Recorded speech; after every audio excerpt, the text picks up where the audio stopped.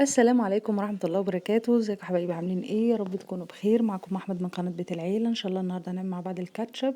سهل جدا واقتصادي، وهنعمله في البيت بمنتهى السهولة، واحسن وانضف بكتير بكتير من بره، وجودته طبعا انضف بكتير.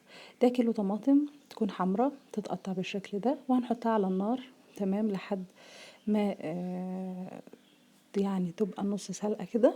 وبعدين هنضربها بالهاند بلندر او بالخلاط ونصفيها كويس علشان خاطر البذر او القشر.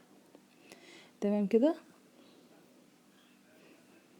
صفيناها بالشكل ده، طلعنا كل البذر وبقت ناعمة جدا. هنحط عليها حوالي تلت كوباية سكر، وهنحط تلت كوباية خل،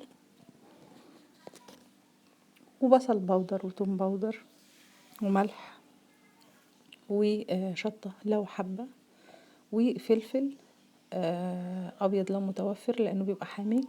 مش متوفر يبقى فلفل اسود حوالي نص معلقة. خلاص، وهنقلب المكونات كلها مع بعض وهنحطها على النار. طبعا لو مش حمرا ممكن تحط لها معجون طماطم او بابريكا، تحط لها معلقه فتديكي لون شويه، بس هي مش محتاجه يعني. تحاولي تجيبي طماطم حمرا وتكون ايه مستويه. خلاص، انا بحاول اجيب طماطم مستويه وبحاول اشيل القشره، بتبقى سهله جدا. بسلخها كده وبحطها على النار، وبتبقى سهله جدا كاني بطبخ طماطم.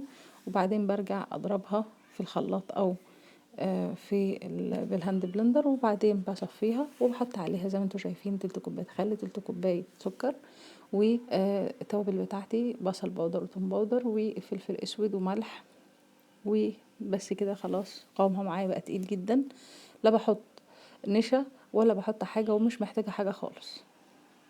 وبتتحفظ عندي في اي ازازه او برطمان. شايفين القوام بتاعها عامل ازاي؟ الطعم بقى يعني بصراحة يعني مش عايزة اقولكوا تحدي، احسن من بره بكتير. وطبعا الجودة والنظافة وتوفير. يا رب تكون الحلقة عجبتكم. متنسوش سبسكرايب لقناتنا ولايك وشير وفعلوا زر الجرس عشان يوصلكوا كل جديد، وانتظرونا في حلقة جديدة. والسلام عليكم ورحمة الله وبركاته.